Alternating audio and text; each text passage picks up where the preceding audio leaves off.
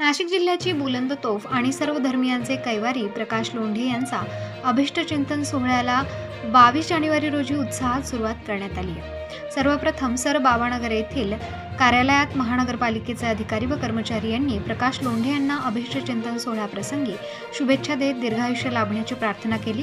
त्यानंतर त्यांनी आपल्या अभिष्टचिंतन सोहळ्यानिमित्त सामाजिक सलोखा जपत सर्वप्रथम स्वारबाबानगर येथील दावल मलिक बाबा दर्ग्यावर चादर चढवून आजच्या कार्यक्रमाची सुरुवात केली।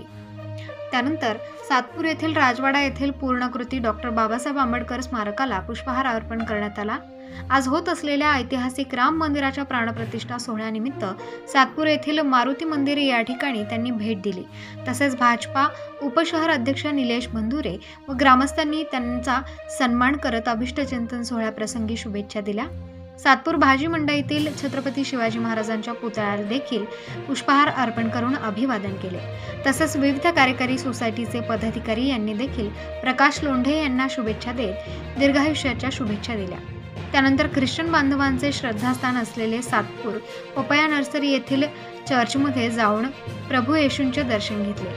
पांडवलेणी येथील बुद्ध स्मारकाचे दर्शन घेऊन व बोधी वृक्षाची पूजा करून अभिवादन केले।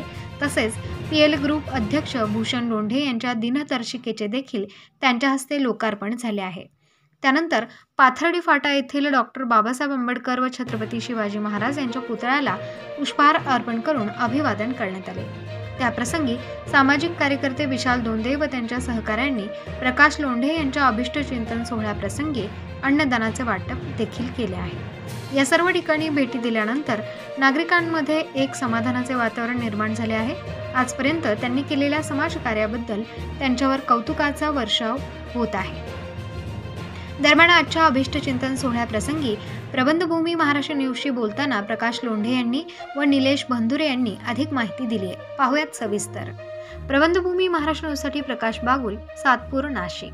प्रकाश लोंढे एकच नाव सर्व धर्म समभाव हे जे अधोरेखित असलं तरी पीएल ग्रुपचे महाराष्ट्राचे संस्थापक भूषण लोंढेजी यांनी जी घोषणा केली होती की नुसती आवाज करण्यापेक्षा आपल्याला कृती करायची आणि वाढदिवसात एक सप्ताह सुरू केला। आरोग्य तपासणी शिबिर, रक्तदान शिबिर, अनाथ आश्रम, गोरगरिबांना फळं वाटपासून चादरी ब्लँकेट वाचण्यापासून गणवेश आणि हे सर्व दिल्यापर्यंत धार्मिक स्थळांची स्वच्छता नोंद करायची।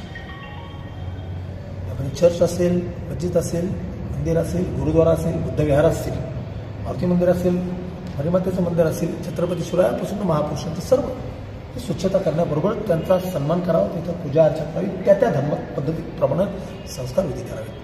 हा भूषणजी लोंढे यांनी सोडलेला संकल्प आम्ही पूर्णत्वात नेतोय। पुढे शिवमंदिराची प्रतिष्ठापना आहे, पुढे शाही पालखीची प्रतिष्ठापना आहे, पुढे लक्ष्मीपती गणपतीला नतमस्तक होईल, तर पुढे इथं सातपूर शहरामध्ये सर्वात मोठी 600 किलोची पंचधातूची 32 लक्ष आणि 84 अनुरक्षण असलेली बुद्ध मूर्तीची प्रतिष्ठापना सोहळ्याबरोबरच हा विविध सांस्कृतिक कार्यक्रम सर्व धर्माला अभिप्रेत असलेला घेऊन मला माझ्या चर्चचा सर्व ट्रस्टीचा सार्थ अभिमान आहे। त्यांनी आम्हाला प्रभू येशूची सेवा करण्याची संधी दिली आणि वारंवार म्हणत असतो की राजा येशू आला, राजा येशू आला, सैतानाला चिंकायला राजा येशू आला। तसे अनेक राजा येशू निर्माण आले पाहिजेत जेणेकरून जे संकट तुमच्यावर जे बांधायचे, जे अनेक सैतानरूपी वातावरण निर्माण झाले ते नष्ट होईल अशा अपेक्षा। धन्यवाद। जय ख्रिस्त, जय भीम, जय महाराष्ट्र, जय श्रीराम, जय।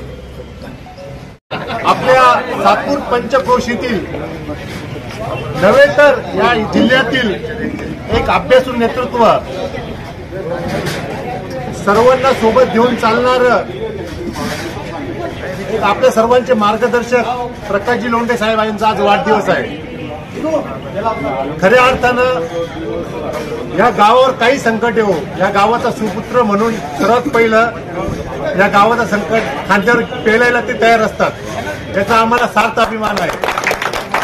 साहेब, आज तुमचा वाढदिवस आहे आणि आज खऱ्या अर्थानं जगातला सर्वात मोठा सण साजरा होत आहे, श्रीराम मंदिराचं उद्घाटन आणि त्याच दिवशी आज आपला वाढदिवस आहे. म्हणजे आज आम्हाला दोन आनंदाच्या गोष्टी साजऱ्या करायला भेटतात. आमच्याकडून व सर्व ग्रामस्थांकडून आपल्याला वाढदिवसाच्या खूप खूप शुभेच्छा.